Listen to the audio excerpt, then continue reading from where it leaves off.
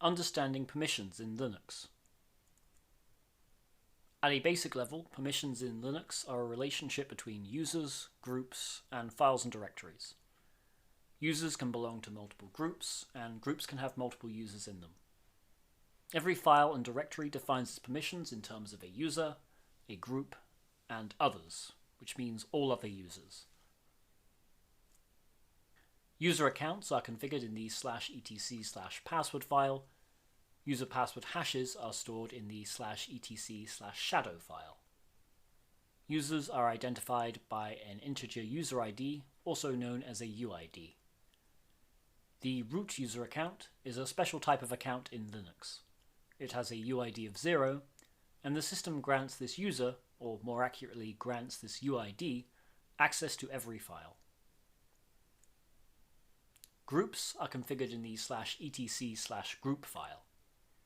Users have a primary group and can have multiple secondary or supplementary groups. By default, a user's primary group has the same name as their user account. All files and directories have a single owner and a group. Permissions are defined in terms of read, write, and execute operations. There are 3 sets of permissions, one for the owner, one for the group, and one for all other users, which can also be referred to as world. Only the owner can change permissions of the file or directory. File permissions are self-explanatory. When the read permission is set, the file contents can be read. When the write permission is set, the file contents can be modified. When the execute permission is set, the file can be executed, i.e. it can be run as some kind of process. Directory permissions are slightly more complicated. When the execute permission is set, the directory can be entered. Without this permission, neither the read nor the write permissions will work. When the read permission is set, the directory contents can be listed. When the write permission is set, files and subdirectories can be created in the directory. There are 2 special permissions which we will cover in this course. The first is the setUID or SUID bit. When this is set, files will get executed with the privileges of the file owner. The second is the setGID or SGID bit. When this is set on a file, the file will get executed with the privileges of the file group.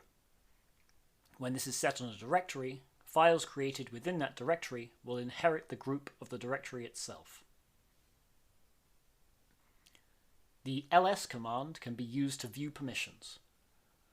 The first 10 characters indicate the permissions set on the file or directory. The first character simply indicates the type, e.g. a dash for a file or a D for a directory. In the example above, the first character is a dash, meaning that /bin/date is a file. The remaining 9 characters represent the 3 sets of permissions: owner, group, and others.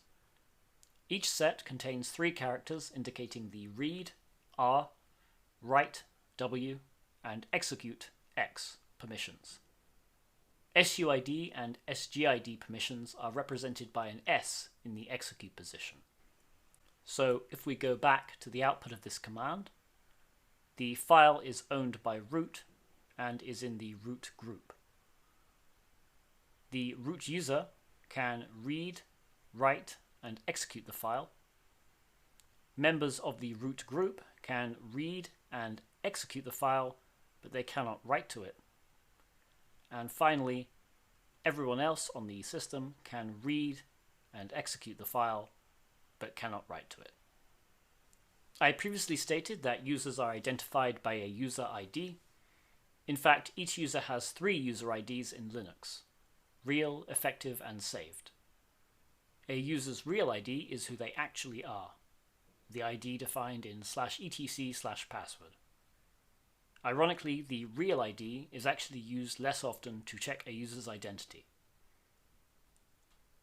A user's effective ID is normally equal to their real ID. However, when executing a process as another user, the effective ID is set to that user's real ID. The effective ID is used in most access control decisions to verify a user, and commands such as whoami use the effective ID.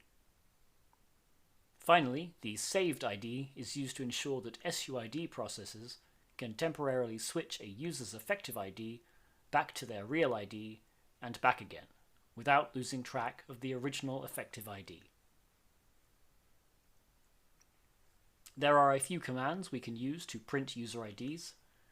Here we see the ID command, which prints real IDs of the user and the effective IDs if they are different. In this case, the user's real ID is 1000, and their real GID is also 1000. However, their effective ID is 0, and their effective GID is also 0. The second example will print the real, effective, saved, and file system IDs of the current process, which in this case is our shell. We will not cover the file system ID in this course, but it is usually the same as the effective ID. As with the ID command, we can see that our users' real IDs are both 1000, and their effective and saved IDs are both 0.